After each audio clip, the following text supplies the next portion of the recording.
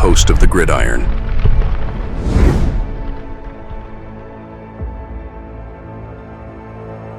Fourth and goal to go with the 2. 34 seconds left to go in the ball game. This is the play right now. Takes the snap. Targeted goes in. Targeted all alone. And the quarterback keeps. Wow, what a call. Nobody touched him. Then I seen this here. This is an article. So how many top tier players? Now what they did here in this article, they put like different color coded tier on different tiers. You know how many top tier players the Giants have, second tier, middle of the road players the Giants have, and all that. And obviously, I guess you don't have to be a rocket scientist to figure out the Giants don't have a plethora of top tier talents, right? Which is something that they really could use. You need playmakers, right? Like some dude we got from two of them we got from last year, right? The guy in his thumbnail here, right? And Malik Neighbors. You need to have those big time playmakers, right? Those guys that you get them, you throw them on the field, and they're like bam. You know what I mean? It's not somebody, well, we draft them, we'll develop them, hopefully in a couple of years it'll be all right. You know, we got to get those, And I said, if the Giants pass on Shador and take Carter or Hunter, that's another top-tier player for the Giants, right? Obviously, does not guarantee you victories or anything like that, but it don't hurt. It don't hurt. All right, so this one here, New York Giants roster review, color coding of the starters and the key reserves. Let's see how many top-tier players the Giants actually have. This is from Nick Filato. So Nick Filato does a very thorough job. Giants are less than 2 weeks away from the NFL draft. We want you to take an honest look at the Giants roster ahead of the draft using former Washington and 49er general manager Scott McLaughlin's color-coded scheme inspired by Mark Tyler's article at Hogs Haven. Okay. Here's the color-coded rating system. Blue. Right, there's 5 different color codes. Blue is an all-pro or Pro Bowl player. Right? Red, quality starter, a really good football player. Orange, just an average starter. Right? Could be a little above average, maybe a little below, but just an average starter. Yellow is a below average replacement level. And green, too new or incomplete rating, right? So you got your guys who are just your greenies, right? So blue, right? These are all Pro Bowl players. Giants have 4 of them, I'm sorry. But one of them gets injured all the time. So, right? You should have more than 4. But obviously, of course, Dexter Lawrence, Malik Neighbors, right? Brian Burns, and of course, Andrew Thomas, who you don't even know, right? When healthy, Andrew Thomas is really good, obviously, right? Newsflash, right? But, yeah, I mean, I get it. I'm not an offensive lineman. I'm not even close. Couldn't do anything anything close to what these guys, but so once again, yeah. But, Andrew Thomas, first game of 2 seasons ago, running down the field, boom, there goes his hamstring, right? He missed like half the season. Even when he came back, was he even close to 100%? Who knows? Last season, injured, right? It was like the first domino to fall, I think, on the offensive line. I mean, he's missed a lot of games over the past 2 years. A lot of games. Is he going to be, one of them is his feet. I mean, is it going to be a reoccurring thing? Can the guy stay healthy? Right? Jimmy Johnson always used to say one thing, right? He said, about players, right? He said, hurt players get hurt. Right? Some guys can just, not get injured. Right? I mean, if we go back from 57 to 65, Jim Brown, right? He was the offense. I mean, now, of course, did he get banged up or nicked up? Absolutely, right? But I think he missed in his 9-year career half a game. In his 9-year career, half a game. And this was back in the day where cheap shots and guys coming, taking your knees out and stuff like that were commonplace. And he managed to play 9 years. He led after he retired. He was, I think, 29 or 28, 29, something along those lines. He was young. He led, obviously, the NFL in rushing, which got passed up, eventually. But, let's not forget, when he came into the league in 57, I mean, they were only playing 12-game schedule. 57, 58, 59, and 60. His first 4 years, Jim Brown was playing 12 games. What are we up to, 38 games a season now? I mean, right? And then from 1961 to 65, his final 5 seasons, they played 14 games, right? But he missed half a game. Some guys can just, they're just lucky, gifted, whatever you want to call it. Some guys, other guys, injured players get injured. I mean, it is what it is. But so we'll have to wait and see. Which is going to lead me to our other points, our next topic of conversation here. We're going to be talking a little bit more about Andrew Thomas, right? So we got 4 blue players, right? Which all pro bowlers. Okay, so but we could use some more. The Reds, which is quality starters, meaning a really good football player. Got Kayvon, Javon Holland, Tyrone Tracy Jr. I don't know how he's putting Tyrone Tracy Jr. in there, but I have to disagree with that one. Then the Oranges he has, which is just regular run of the, average starters. He has Russell Wilson. Wilson was not a Red over the last 3 seasons, but still threw for 44 touchdowns, 18 interceptions in the previous 2 years for 2 different teams. He's an upgrade for the Giants offense and a comfortable orange. Okay. Jameson Winston, he has as an average starter. Bobby Okereke. Now, the thing is with Bobby Okereke here, this is from Nick Filato.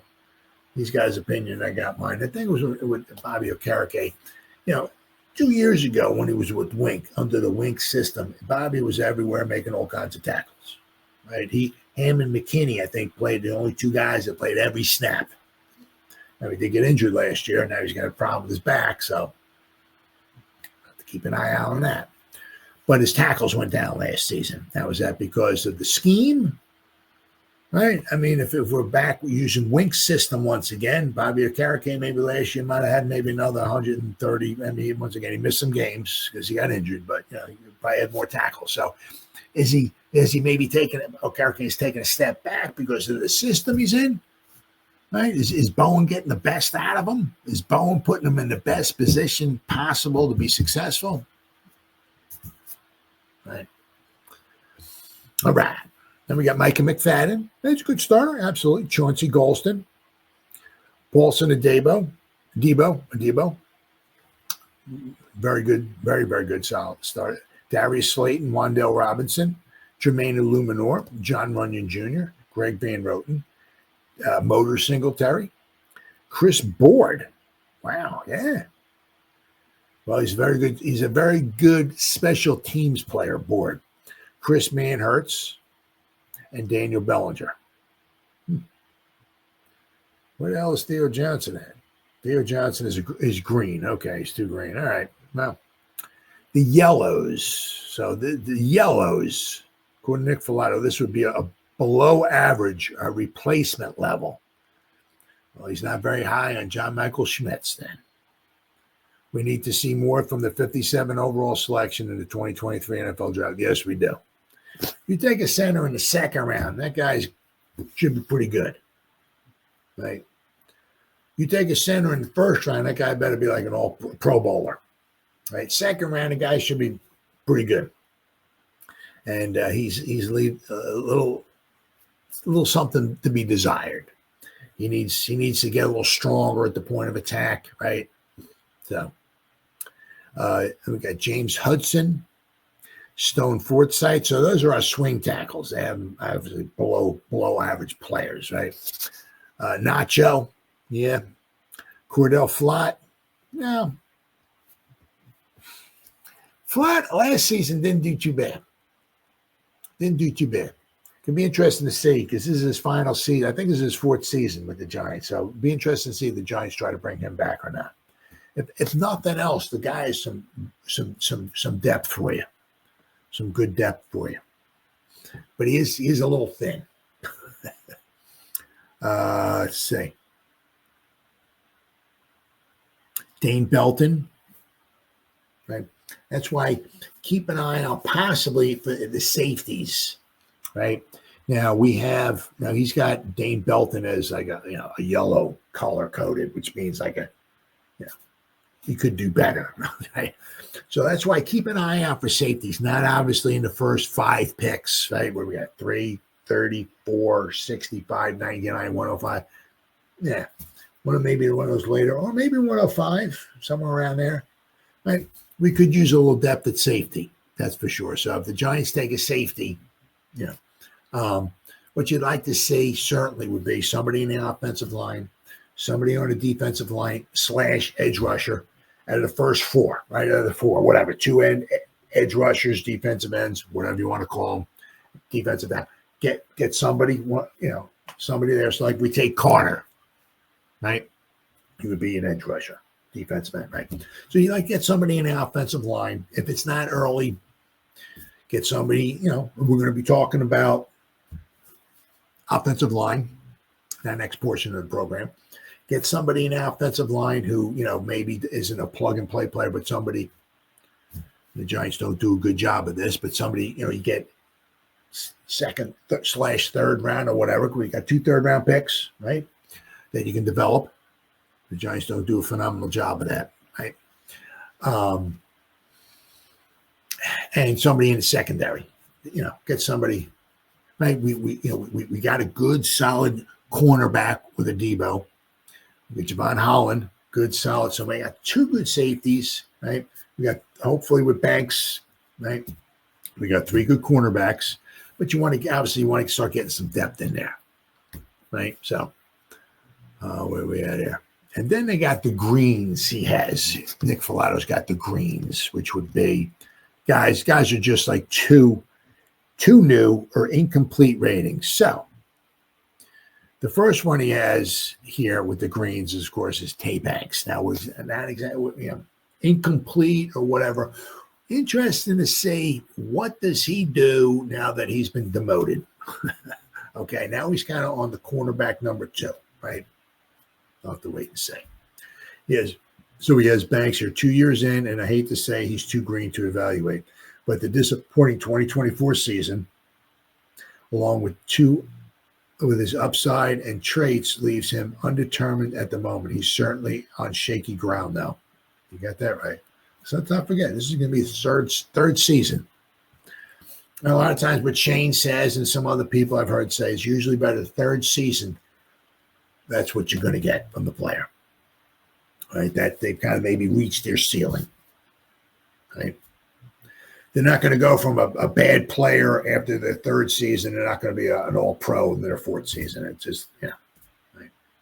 They got Theo Johnson. A foot injury cut his season short. People in the organization love him. He has the potential to jump high up the colors. Yes, he does. But once again, he's got to stay healthy.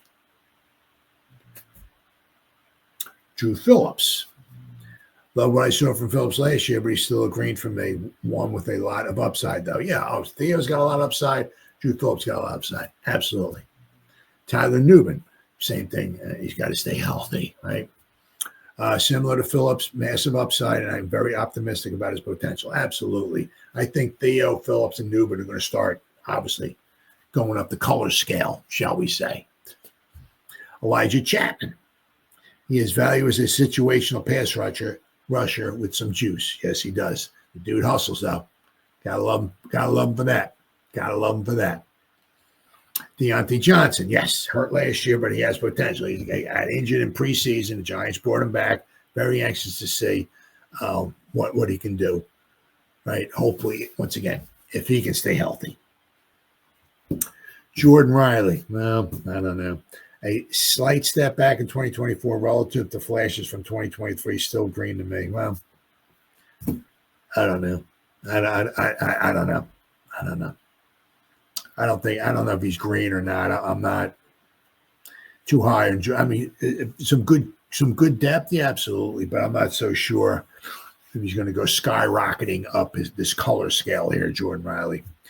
Darius Muasau still raw and young, but he did fill in adequately last season. And once again, it was a 6th-round pick, 5th-round pick. 6th-round pick. I'm sorry, 6th-round pick. Tyrone Tracy Jr. was the 5th-round pick. Muse has 6th-round pick. So, I mean, he didn't do too bad for a 6th-round pick last year. And Jalen Hyatt. I don't know where to put Hyatt. He has to find the field. I'm including him as a green, but he has more of a chartreuse. Very, very interesting. But I mean, one of the things, it's, which really, really helps, obviously, is having a lot of stars. Some good players that just go on the field. It's like, whoa, where did this guy come from? I mean, it's tough. It's tough to go in there and have a nice offensive line, have all good, have 3 wide receivers. Well, they're all possession receivers, and our running back averages 3.8 yards a carry. He gets the hard yard. You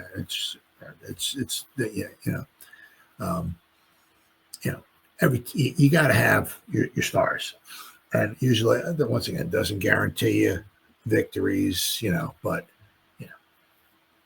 it helps. It helps a heck of a lot, to have some really, really good players in there. And as I said, the Giants have a real good chance here, right, at number 3 of just, if Carter falls to us, right? I mean, if they're on the boat or on the fence or whatever about Shador Sanders, something like that, I ain't no draft expert. Ain't never going to be a draft expert. Ain't never going to claim to be anywhere near a draft expert. The draft experts that I listen to, right, say that Carter's almost like a can't miss prospect, blue chipper, right? You get Carter and he's automatically a blue.